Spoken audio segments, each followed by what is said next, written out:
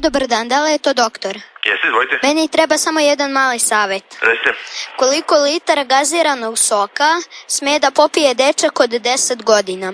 Pa ne bi trebalo puno, što? Pa ja sam popio 4 litre za sat vremena. Pa što toliko puno? Sad ću da vam objasnim. Nama je učiteljica rekla da za svetski dan reciklaže treba da napravimo nešto od praznih plastičnih flaša. Dobro. Ali ja nemam prazne, pa sam rešio da ispraznim ovi iz frižidera. Pa dobro, nisi mora baš da popiješ toliko, ali nema veze. Ovo kad su reći mi, je ti muka? Pa malo me boli stomak.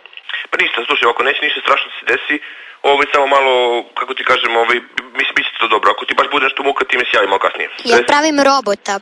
Dobro. I treba mi još 3 flaše. Ne, nemoj više piješ, dosta si popio za danas. Znači, to ti bolje da odeš ili da, pa čekaj, ne možeš nečim drugi napraviš. Pa moram, nemam ništa drugo.